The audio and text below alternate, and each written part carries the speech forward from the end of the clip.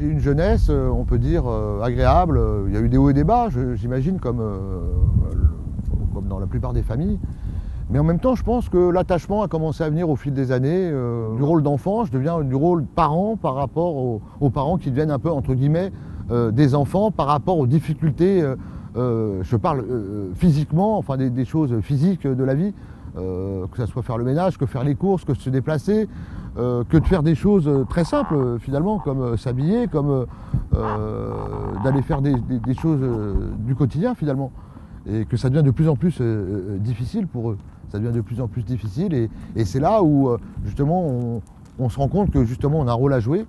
Et en fait ça se fait naturellement. En fait c'est même pas un calcul, c'est même pas on se dit c'est bien ou c'est pas bien, c'est juste un retour des choses finalement. Et il nous le rend bien, et ça je trouve ça fantastique de voir son père par exemple qui a du mal à se lever d'une chaise et finalement vous l'aidez. C'est pas grand chose. Alors c'est très délicat parce que il ne faut pas enlever la dignité et en même temps la force, parce que qu'on le veuille ou non, ça reste nos parents. Et le parent, c'est le respect éternel. On ne peut pas se permettre à un moment donné de se dire ils méritent plus ou moins.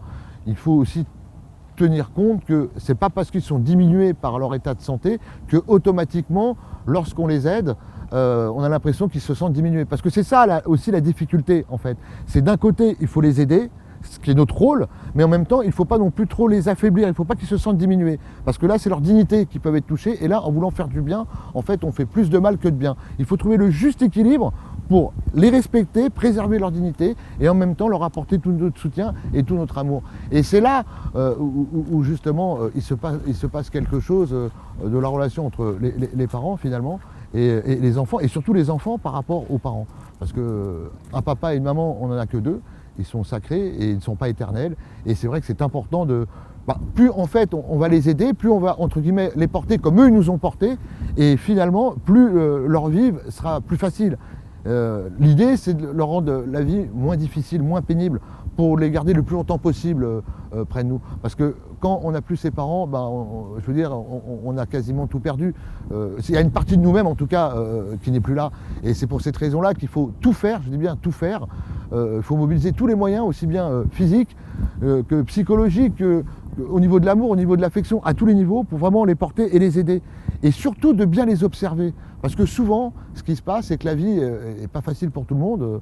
Il y a le travail, il y a la vie de famille, il y a les enfants, il y a les obligations de la vie, la rapidité aussi des exigences de cette vie, et qui fait qu'on a tendance un petit peu à perdre un petit peu le contrôle du temps.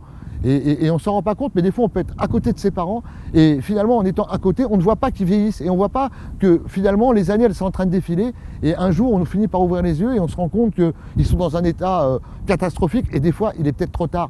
Donc il est préférable d'anticiper. Anticiper, ça veut dire de les voir plus souvent, de s'intéresser un peu plus souvent à leur vie pour les accompagner, pour éviter de se retrouver dans des difficultés des fois où les enfants, par la force des choses, se retrouvent dans des situations incontrôlables et malheureusement souvent après on peut arriver à des choses très pénibles et très dures et qui se traduisent souvent par malheureusement des hospitalisations, par malheureusement aussi des décès. Et là après on vit après avec des souvenirs et surtout avec un sentiment de culpabilité. Je pense que chacun d'entre nous aimons nos parents, mais on fait comme on peut. Mais il faut anticiper justement pour en profiter le plus possible.